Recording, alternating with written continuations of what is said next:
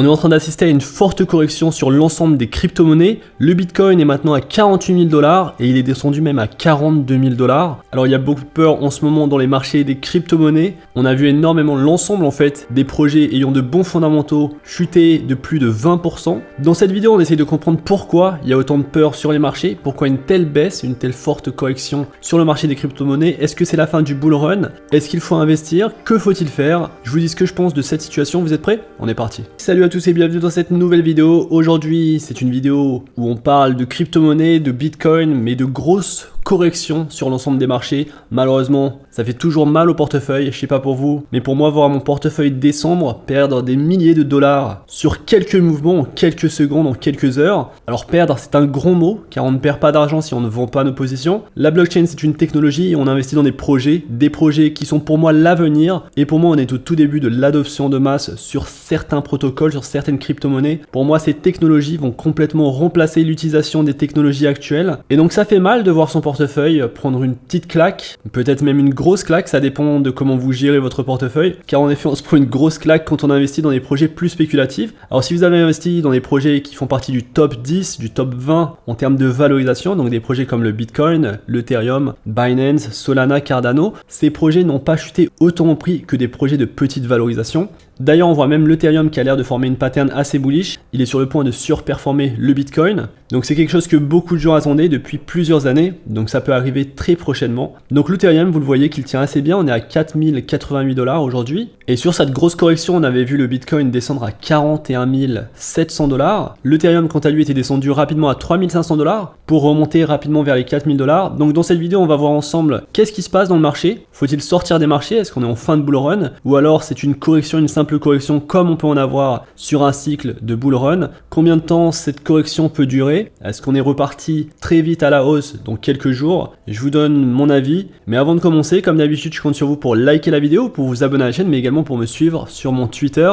Durant cette chute de prix, j'ai investi sur quelques projets, je vous dirai lesquels. Alors le Bitcoin a complètement craqué en l'espace d'une heure, il a perdu 10 000 $, donc il y a eu une forte chute, une forte accélération de la vente des crypto-monnaies. Alors la correction a été déclenchée par un sentiment d'aversion au risque qui a balayé les marchés mondiaux à la suite donc de l'émergence de la nouvelle variante du coco, mais également de la décision du président de la Réserve fédérale américaine, Jerome Powell. Alors le coco, on peut rien y faire, hein, c'est une situation qu'on vit maintenant depuis plusieurs années, ça va nous impacter peut-être à chaque hiver, on ne saura pas vraiment quand est-ce que ça va s'arrêter, mais la décision américaine, c'est une décision qui a tapé les marchés de la bourse, mais également les crypto-monnaies. En effet, le soutien de Powell a une réduction plus rapide du programme d'achat d'obligations de la Fed américaine qui fournira donc moins de liquidités au système et qui va resserrer les conditions financières par rapport aux conditions historiquement relâchées des 21 derniers mois. Cette décision, donc cette réduction du programme donc plus rapide plus tôt que ce que certains attendaient, cette décision est considérée comme négative pour l'activité spéculative sur les marchés de la bourse,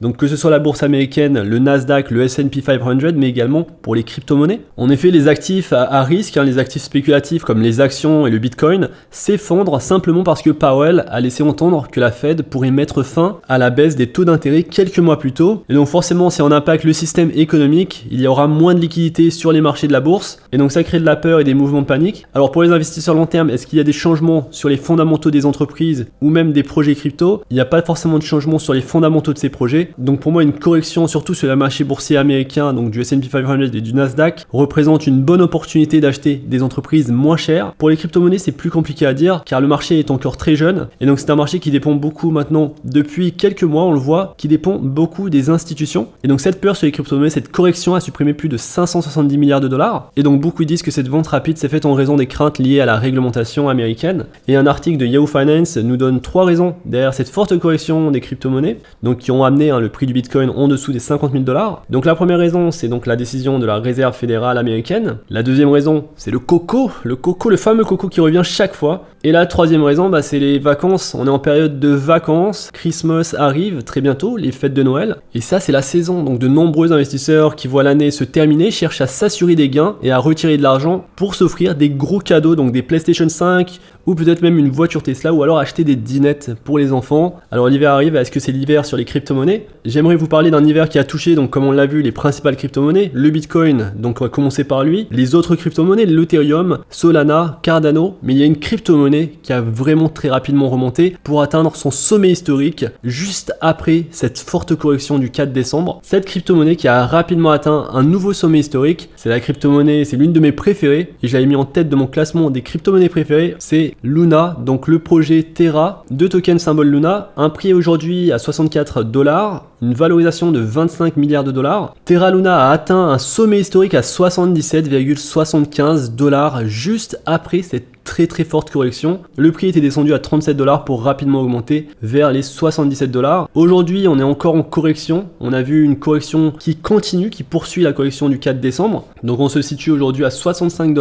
Alors pourquoi Terra fonctionne aussi bien? Car lorsqu'il y a eu cette panique, cette grosse panique sur les marchés des crypto-monnaies, cette correction, le peg du projet Terra, donc le UST, s'est très bien comporté et est resté très stable à 1 $. Donc une stablecoin à 1 $ qui en plus donne un rendement de 20% sur le protocole Anchor, donc le protocole qui est la finance décentralisée du projet Terra Luna. Donc un peg qui a rassuré énormément d'investisseurs. Je vous avais parlé du projet Terra Luna dans plusieurs vidéos. La valorisation était de 7 milliards de dollars. Aujourd'hui on est à 8,2 milliards de dollars. Beaucoup plus de gens, beaucoup plus d'investisseurs mettent de l'argent sur Terra USD, donc le stablecoin du protocole Terra Luna. Lorsque le USD se stabilise, des tokens Luna sont brûlés et donc ça augmente la valeur du prix du token Luna. Alors je vous invite vraiment à vous renseigner sur ce projet, le projet Terra Luna avec le protocole Anchor. Si vous voulez recevoir un revenu passif à hauteur de 20% annuel, vous pouvez mettre du UST très facilement. Donc on peut acheter du UST sur KuCoin et directement l'envoyer sur votre wallet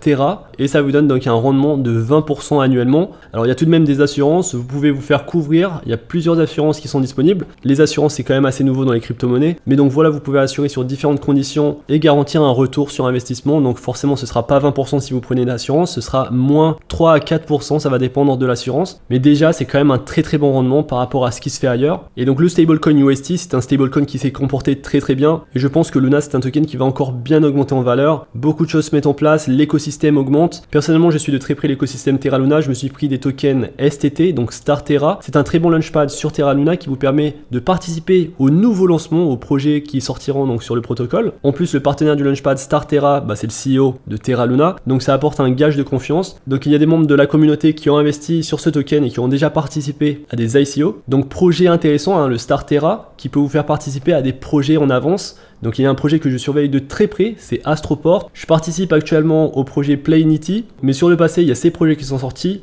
J'ai investi grandement sur le projet Kujira qui vous donne en fait le pouvoir de liquidation sur le protocole Terra grâce donc à la finance décentralisée du protocole Anchor. Je pourrais rentrer plus dans les détails, c'est une très petite valorisation, c'est assez spéculatif. J'ai pas forcément envie de vous en parler beaucoup, donc si ça vous intéresse, faites vos recherches sur le projet Kujira. Je pense que c'est un projet qui a beaucoup de potentiel. Et donc pour moi, Terra Luna, en plus l'écosystème qui se construit à côté, c'est un gage de qualité. Je pense que le prix du token peut encore augmenter, on verra ensuite. Comme tout, il y a toujours de la hype, faire attention à la hype. Investir de manière rationnelle. Aujourd'hui, là où j'ai investi, c'est sur le token ADA. Je sais Cardano, beaucoup de gens reviennent en commentaire, mais qu'est-ce qui se passe sur Cardano, le token ADA? Et certains même détestent le projet car ils pensent que c'est un projet qui est tout vide et qu'il n'y a rien derrière. Personnellement, quand j'ai vu le prix toucher les 1,25 $, j'ai pris beaucoup de tokens. Je prendrai plus de tokens, j'accumulerai encore plus lorsque le prix descendra encore. Et si ça touche les 1 $, alors là, j'accumulerai encore plus car c'est un projet dont j'ai la conviction qu'il réussira sur le long terme avec l'écosystème qui se construit autour et surtout avec la rigueur académique que le projet souhaite établir auprès donc de la communauté crypto-monnaie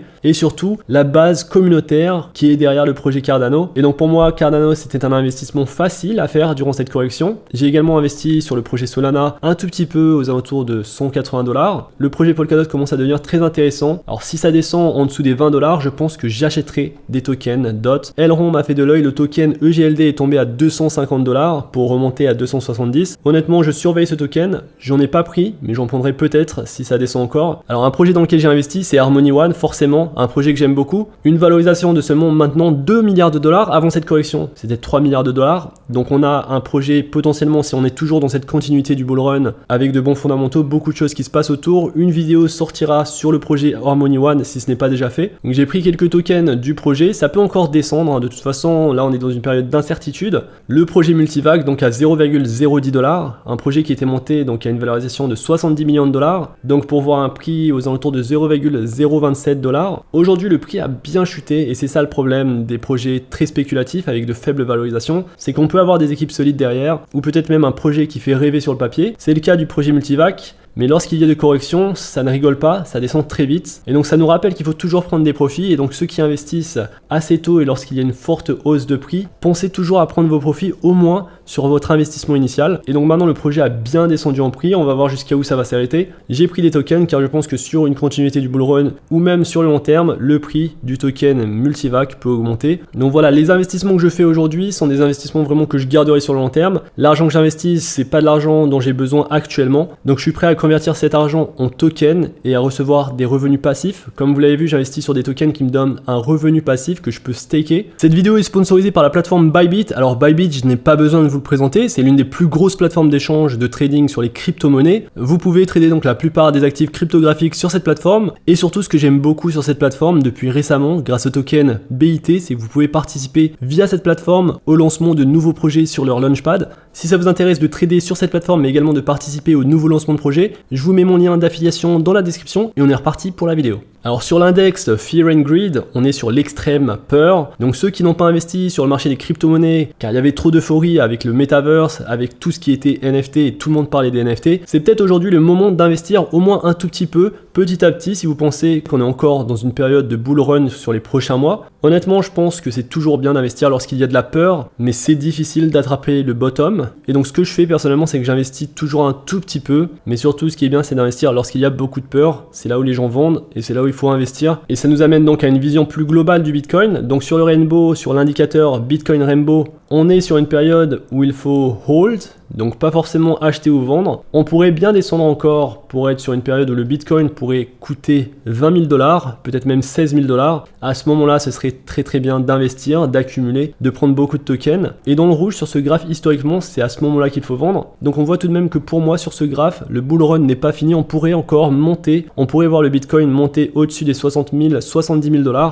peut-être même toucher les 80, 85 000 $, ou alors les 100 000 $ comme beaucoup le pensent. Et donc c'est un indicateur que j'aime bien regarder, il y en a d'autres. Alors maintenant, le problème avec la situation qu'on a actuellement sur le Bitcoin et cette correction, c'est qu'on semble être toujours donc dans une tendance haussière, mais qu'on pourrait, si on reste trop longtemps en dessous des 50 000 $, entrer dans une tendance baissière pendant plusieurs semaines, peut-être quelques mois. Et donc ça fait que ce que vous avez eu, vous vous rappelez, entre mai 2021 et septembre 2021, donc cette période d'accumulation, plutôt mai 2021 et juillet 2021, c'est là où réellement il y avait de l'accumulation à se faire, car après il y a eu une bonne augmentation du prix. On pourrait donc tomber dans une période d'accumulation où on aurait donc les baleines qui vont beaucoup investir sur les tokens, sur les différents projets crypto, et ceux qui investissent sur le court terme, donc qui vont vendre leur position. Alors il y a beaucoup de gens qui utilisaient des effets de levier qui se sont fait virer, éjecter du marché. Ça explique cette forte baisse du marché rapidement sur la journée du 4 décembre. Donc le marché maintenant est beaucoup plus sain que ce qu'il était le 4 décembre, car il y avait beaucoup d'effets de levier, beaucoup d'euphorie. On a enlevé pas mal de personnes du marché. Et maintenant on peut commencer à travailler sur une période d'accumulation pour venir se stabiliser. Donc je doute qu'on retrouve rapidement les sommets qu'on avait eu du Bitcoin à 67 000 $. Je doute qu'on les retrouve rapidement.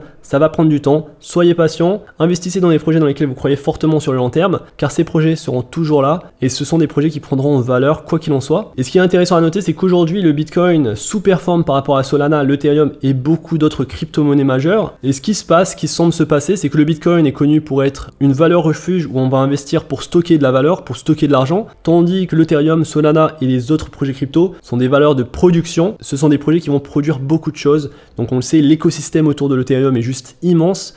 Ce qui se passe sur Solana est juste fantastique. Il va y avoir beaucoup de développement sur ces projets. Bitcoin, c'est une valeur refuge. Et donc beaucoup d'investisseurs, les investisseurs plus jeunes peut-être, se tournent sur les valeurs de production comme Solana, l'Ethereum et d'autres crypto-monnaies. Et donc ce qu'on a connu donc en 2017 sur les crypto-monnaies, on va peut-être pas forcément avoir la même chose si on rentre en bear market, car aujourd'hui on a tout de même beaucoup plus de projets crypto importants en termes de valorisation et surtout en termes d'applications décentralisées, d'utilité. Donc à voir comment ça va se passer cette transition entre le bull market et le bear market. Aujourd'hui je suis toujours optimiste sur le gain long terme sur les crypto-monnaies. Par contre je pense qu'on va donc entrer dans une période d'accumulation qui va durer pas mal de temps. Et donc je pense qu'il faut être patient. Jusqu'à où le Bitcoin va descendre, honnêtement j'en sais rien du tout. Si ça descend à 41 000 $, ça va faire mal à beaucoup de projets crypto. Donc n'investissez pas tout votre argent dans les corrections, prenez toujours le temps d'étudier. Investir petit à petit, faire du dollar cost averaging, c'est toujours la meilleure solution. Mais c'est toujours mieux d'investir lorsque tout le monde a peur que d'investir lorsque tout le monde est euphorique. Et aujourd'hui, ceux qui ont vendu à perte lorsqu'il y avait cette grosse chute, c'est peut-être pas la meilleure solution, car généralement après une grosse chute comme ça, il y a toujours un rebond qui vous permet de sortir de vos positions si vous le souhaitez. Et donc voilà mon avis sur la période qu'on vit actuellement. Comment avez-vous réagi